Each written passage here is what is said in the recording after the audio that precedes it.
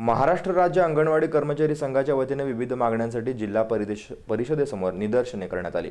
अंगणवाडी कर्मचारी महिलांसाठी 2016-17 या बजेटमध्ये तरतूद केली नसल्याने राज्य सरकारचा निषेध म्हणून महिला दिनानिमित्त या दिवशी निदर्शने करत महिलांनी राज्य सरकारच्या विरोधात आक्रमक पवित्रा घेतला आहे। अंगणवाडी कर्मचाऱ्यांच्या जिल्हाध्यक्षा स्नेहलता कोरे, अध्यक्ष आनंदा भोसले, सचिव नदीशा नदाफ यांनी हे आंदोलन केले। सांगली जिल्ह्यातून महिला मोठ्या संख्येने या निदर्शनामध्ये सहभागी झाल्या होत्या। अंगणवाडी सेविका मदतीसाठी मानधन वाटप करणाऱ्या सरकारचं करायचं काय? अंगणवाडी सेविका मदतीसाठी मानधन वाटप करणाऱ्या सरकारचं करायचं काय?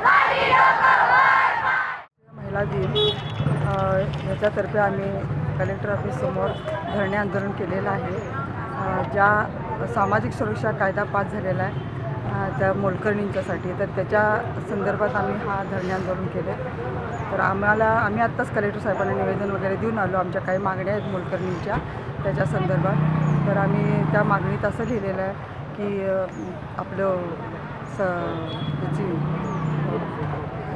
संघटनेमार्फत त्या मोलकरणीची नोंदणी व्हायला पाहिजे।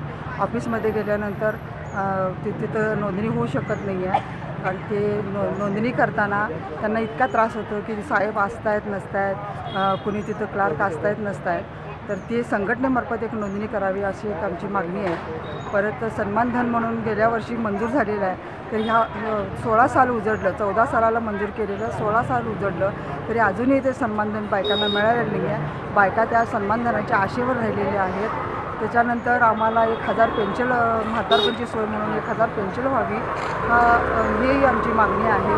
तर ह्या सर्व मागण्या आमच्या आंतरराष्ट्रीय महिला दिनादिवशी जरा मान्य व्हाव्यात म्हणून आम्ही इथं आज